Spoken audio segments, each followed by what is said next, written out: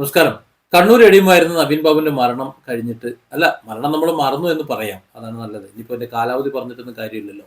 കുറേ കാലം മീഡിയകളും യൂട്യൂബ് ചാനലുകളും മറ്റും അതിൻ്റെ പിന്നാലെയായിരുന്നു. ഇപ്പോൾ കഴിഞ്ഞ ദിവസം PPTVയുടെ ബിനാമി ഇടപാടുകളും ബിനാമി കമ്പനിയും അതിലേക്ക് വന്നിട്ടുള്ള കോടികളും പിന്നെ മറ്റ് സ്വത്ത് സമ്പാദനവും ഒക്കെ ആയിരുന്നു കഴിഞ്ഞ ദിവസം വിവരങ്ങൾ പുറത്തു വന്നത്. ഷാമാസിൻ്റെ രേഖകൾ, ഷാമാസ് പുറത്തുവിട്ട രേഖകളൊക്കെ അതാണ് നമ്മൾ കഴിഞ്ഞ ദിവസം ചർച്ച ചെയ്തത്. എന്നാൽ ഈ കഴിഞ്ഞ കാലം അത്രയും PPTVയെ സംരക്ഷിച്ചുകൊണ്ടിരുന്നത് നമ്മുടെ മുഖ്യമന്ത്രി പിണറായി വിജയനാണ് എന്ന് PPTV തന്നെ വിളിച്ചു പറയുന്ന ഒരു ഫേസ്ബുക്ക് പോസ്റ്റ് ഇന്ന് വന്നിട്ടുണ്ട്. ആ പോസ്റ്റ് ഇങ്ങനെയാണ്: ഞാൻ കണ്ടു വളർന്ന നേതാവ്.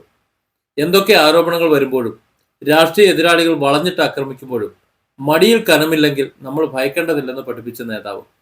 കഴിഞ്ഞ 25 വർഷത്തിലധികമായി ഒരു മാധ്യമ പരിലാളനയിലും വളർന്ന നേതാവല്ല സഖാവ് പിണറായി. എൻ്റെ പാഠപുസ്തകത്തിലെ ഹീറോ.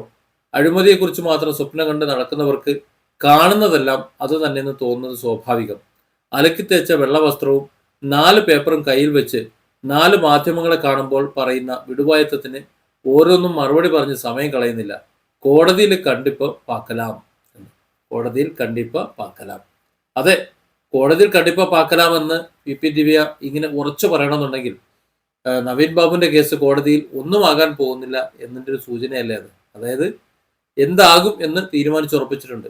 ഇതൊക്കെ അറിയാവുന്നത് കൊണ്ട് തന്നെയാണ് ഒരു സഖാത്തി കൂടിയായിരുന്ന നവീൻ ബാബുവിൻ്റെ ഭാര്യ, ആ വിധവയായ ആ വിട്ടമ്മ, CBI അന്വേഷണം വേണമെന്ന് പറഞ്ഞത്. പക്ഷേ CBI അന്വേഷണത്തിന് പോയാൽ ഈ കണ്ടിപ്പ പാക്കലാം എന്നുള്ള പരിപാടി നടക്കില്ല.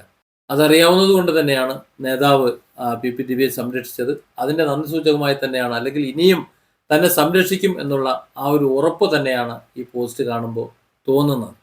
ഏതായാലും നവീൻ ബാബുവിൻ്റെ മരണം ഇന്നും ഒരു കൊലപാതകമാണ് എന്ന് ജനം വിശ്വസിക്കുന്നതിന് കാരണം പോലീസിൻ്റെ അന്വേഷണം തന്നെയാണ്. അന്വേഷിക്കേണ്ട ഭാഗങ്ങളിലുള്ള CCTV ദൃശ്യങ്ങളോ അല്ലെങ്കിൽ ആ ഭാഗത്തെ മറ്റു വിവരങ്ങളോ ഒന്നും ഇല്ല. അത് മാത്രമല്ല, PPTV എന്തുകൊണ്ട് അത്തരത്തിലൊരു സംസാരം നടത്തി എന്നതിൻ്റെ കാതലായ ഭാഗങ്ങളിലേക്ക് ഒരു അന്വേഷണം പോയിട്ടുമില്ല. ഈ ആരോപണം ഉന്നയിച്ചു എന്ന് പറയുന്ന, പിന്നീട് അത് വ്യാജമാണ് എന്ന് തെളിഞ്ഞ പ്രശാന്തനെക്കുറിച്ച് യാതൊരുവിധ അന്വേഷണവുമില്ല.